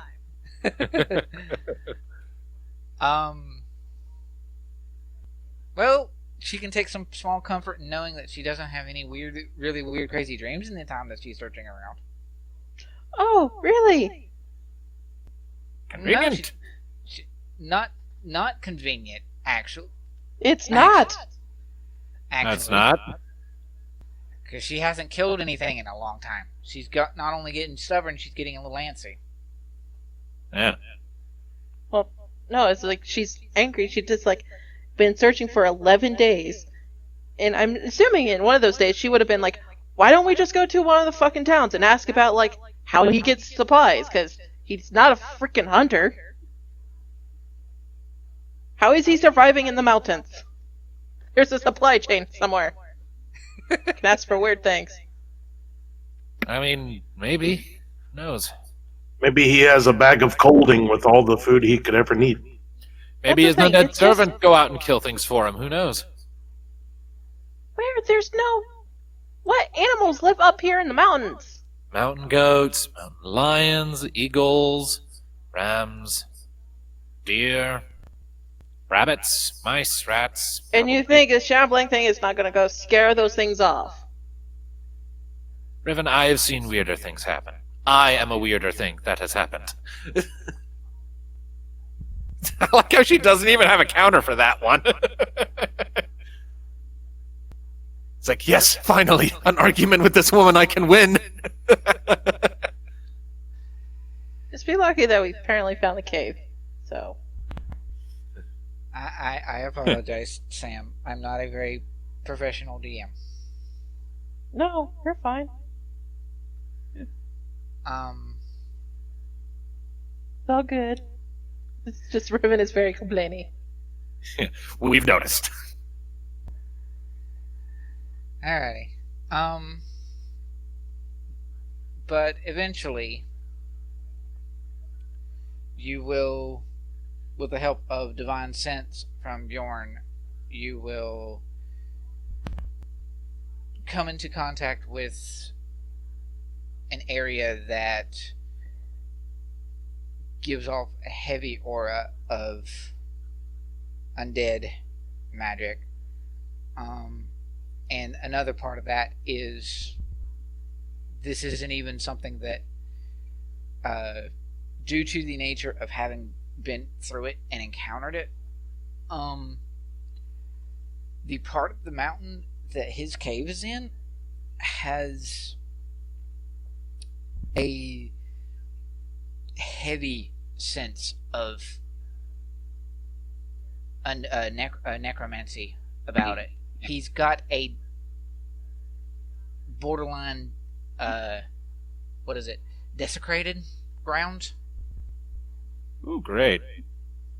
to his lair here.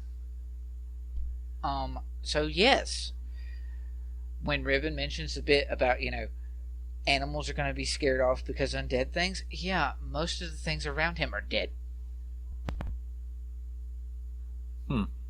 So it's actually not super difficult to find. You just have to find the right spot, and you're sort of searching around for 11 days or so before you find it. Just gotta follow the corpses. I mean, I'd be trying to sniff it out too. Yeah. The 11 days was, like, I would say more for you guys braving the mountains than for actually finding it, because it is relatively, for it being in a mountainside, relatively easy for you to find. You just didn't necessarily come across it right as you got here. If someone came up into the mountains and was searching around and didn't know that it was here, Or had any access to, like, our shortcut abilities. yeah, Like, divine sense and things, it might have been hidden a little bit better. But at the same time, with the heavy aura of magic that is putting off, most things would avoid it, animals and otherwise. But you do have a cave, and there is, just on the outskirts of this cave, there is a, like, bush and brambles that try to hide where it is, but the bush and brambles are dead. It's like tumbleweed brambles instead of like an actual bush. Cool. And yeah, how will the bunch of you approach said thing? Locke is going to vote for stealthily. Like, for one thing, he's popping detect magic straight away. Oh, Once we realize where we're at. yeah, detect magic, necromancy, beep, beep, beep, beep, that way. All right. Yep. That makes Specifically, every way, right? Yeah. That makes. Every way in the general vicinity of that cave. Yes. Yeah, that makes sense. Not sure what I was expecting. About that. All right. Riven will sit there and cast Pass Without Trace on us. Nice. Alrighty. And then everyone will stealth and make their way into the cave then. Yeah, that's the idea. Does it, our paladin now have disadvantage on stealth? He does, yes, because heavy armor. Awesome. 32 32 for Riven. All right. I guess I need to roll Bjorn's and mine stealth. I'm drawing at the moment, as well. I'm not as active with the rolls. So Mhm. Bjorn is disadvantage. Yes. Bjorn has disadvantage, yes. So 24. and Locke is just 35. He's the highest so far. Locke is the rogue. You're hiding in my ears. Apparently.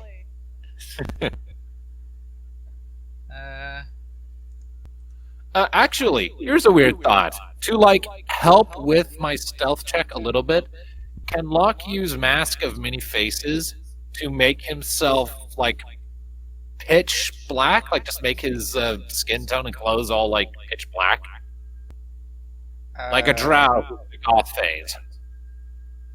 I mean, yeah, but that's not necessarily going to give you a bonus to stealth. No, but like just like the idea is blend in more into a dark environment. I mean, yeah. That's kind of what he's going for.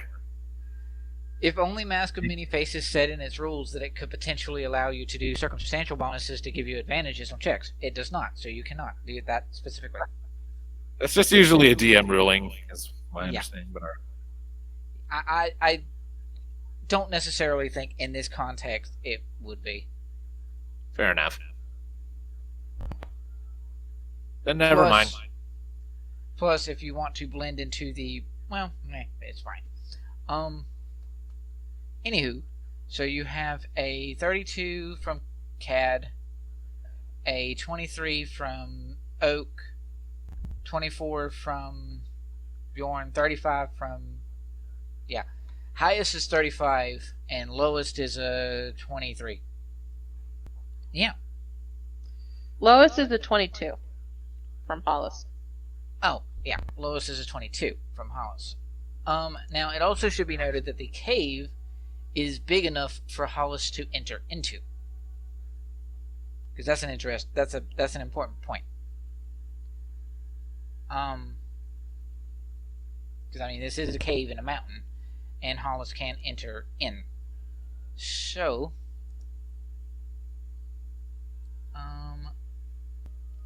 just in case my Fog of War should be working perfectly now. You guys can organize your folks a bit to figure out who's leading the charge. I'm going to assume Riven, but I don't know for sure where everybody is. You sort of I imagine that given the fact he's like a paladin and thus a tank, Bjorn would probably be somewhere in front, or at least somewhere near the front. Yeah.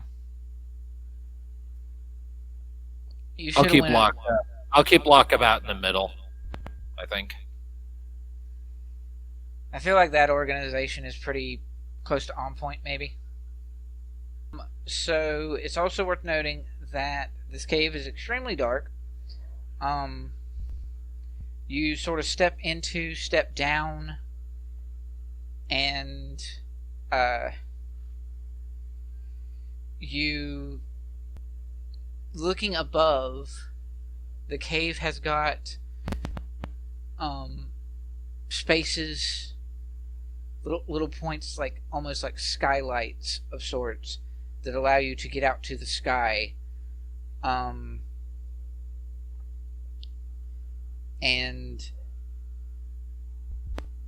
it's strange because you should have light from those skylights, but you don't. This area is just pitch dark. And those with dark vision can of course see. Bjorn can see because he has his goggles of the night. Cad, are you going to be in front of Bjorn because you want to protect? Or are you going to be behind Bjorn because you can't see?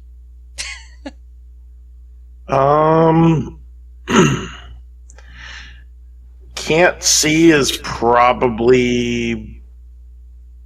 Yeah, I'd probably be behind, I guess.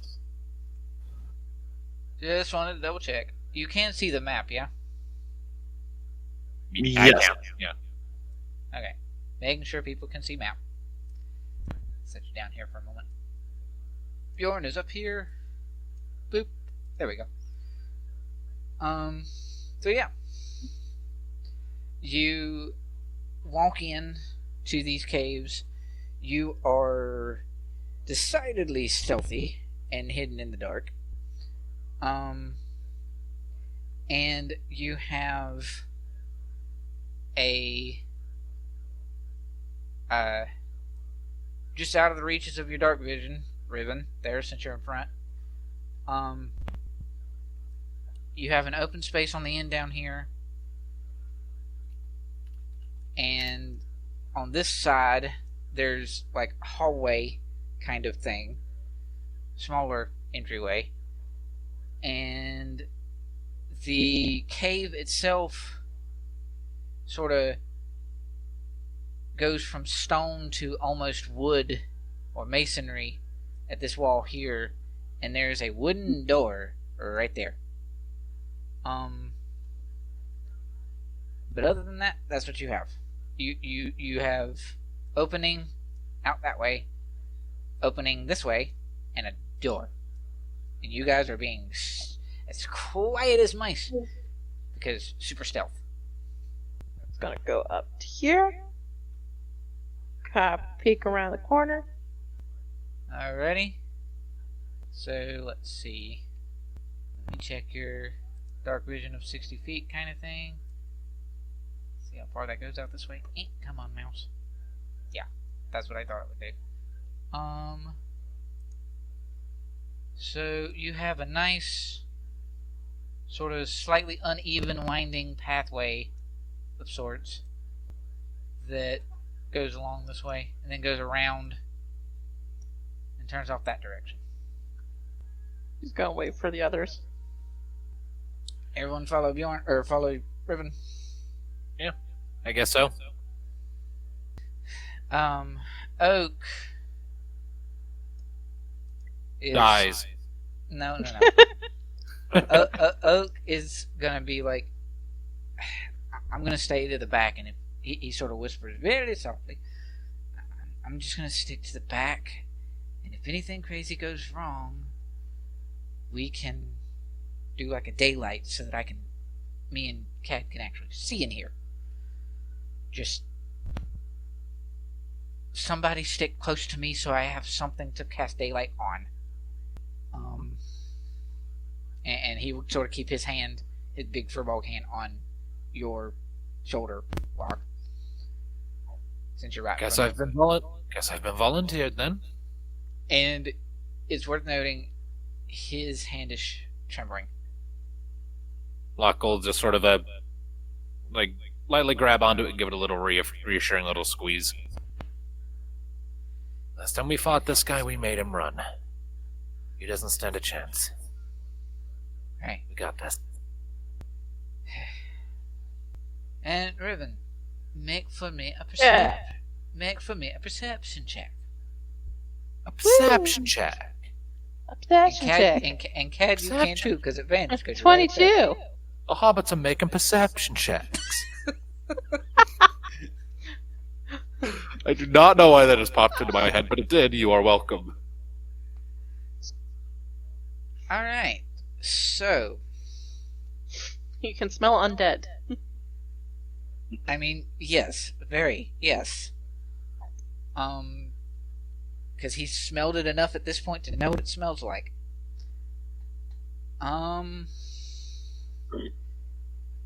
You hear coming from this room up here, this space up that way, Riven, and Cad, you would hear it too. There is the sound of, like, for lack of a better way to put it, it's like rattling bones. Oh, yuck. And it's somewhere in the vicinity of that way. So do we go forward or go down the cave? So if we ignore it, it's going to come to bite us in the butt. Well, you guys are pretty stealthy, so... Locke will, not expend a cast invisibility spell because he only has the 2 spell slots. But, since he has the highest stealth roll, I guess I could send him to go and investigate while also keeping an eye out for traps, because traps are bad and we don't want them. So yeah, that's, I guess what Locke's gonna do. He's gonna move on ahead and see what he can see. Oh, so you're gonna step ahead, are you? Yeah, I'm keeping my eyes open for traps. Roll investigation for traps. 9? Not my finest hour. Nope, everything seems fine. So, where are you going to look into the rattling of bones? Are you going up top? Well, remind me where the bones were. In there somewhere. Sure. Like, does it sound like it coming over from the left or to the right? Or directly ahead? Little more to the left. Yeah. Then I will hug the left wall up to that point to give myself some visual cover and hide myself. With an So investigation roll of 9. So Locke is dead, everyone. Yes. So you will get to about here or so, coming up in and around that corner there.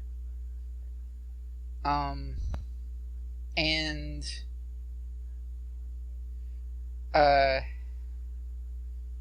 Oak was sort of in the back, trying to more psych himself up a little bit. And he catches wind of it just as you hit it, and he's just, what? No! But no one hears him, because he's way the heck back there. And you hit a tripwire. Oh, no. Right there. And 2 things. 1, dexterity save. Oh, great. At least I'm not good at those. Wisdom and charisma, those are mine. 7! I used up all of my luck earlier. Oh, no. Bjorn gets his revenge. No! So, 2 things will happen here. You step up there, you hit a tripwire, and there is a extremely loud, all throughout the cave, like, crack, and it's sounds almost like thunder, but not quite. It's more echoey than thunder would really be in this kind of a space.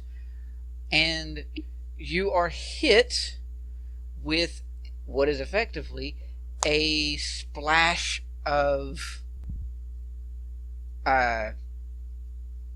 is basically an acid trap with a alarm attached. Fuck. Locke is officially no longer the rogue. He has relinquished that right. I'm so embarrassed. And you'll take 5 acid damage. At least it's only 5. Now they know we're here. And now we know we're here. So, be that as it may,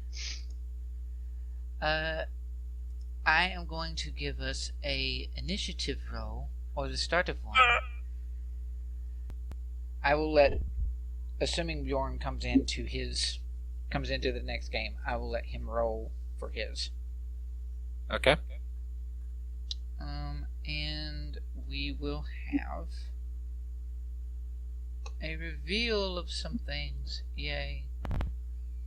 Because as you trip and get in there, Locke, you will see some of the room. More of the room. What am I saying? There's a zombie over there. A zombie. Okay. There is a Norro, which is right there. And the rattling of bones. That guy. Oh! Oh, good! Why does that look like something out of Kung Fu Panda? I don't know. You see it too, though, right? It kind of looks like it. Yeah. For some reason. Yeah. For some reason, I look at that like, I could imagine Poe having a fist fight with that thing. I mean, it's the skeleton of a manticore. It's a Skeletor. Yeah. Skeletor. It's a Skeletor. How dare this thing take my name? I will destroy it with evil!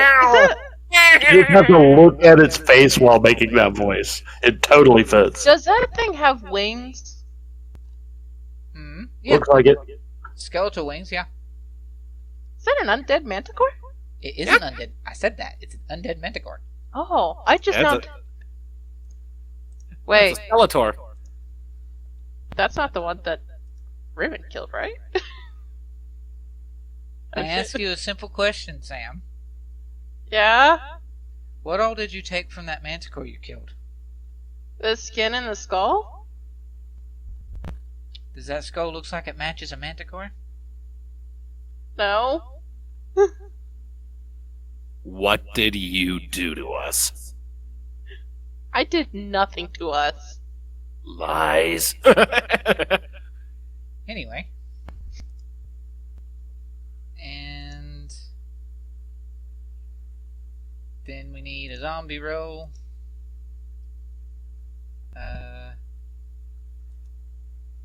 And I'll roll those later, because I was actually going to end this session on this combat so that Bjorn could play himself later. But you have found where you are. Instead of where we are not. Or rather, you have found Norro, because he is right there. I kind of wish I had a spell scroll of Fireball so we could deja vu this shit, but oh well. But yeah. Because that was how I opened last time. Yeah. Initiatives partly rolled. I will reorganize them as I roll for other things, and we will jump into combat upon the next session. Nice. Norro fight.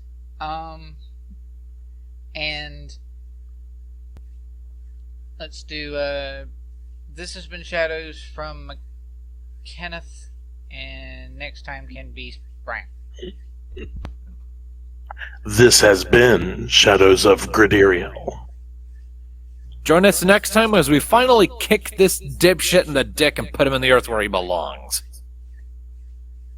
Hopefully he'll stay there.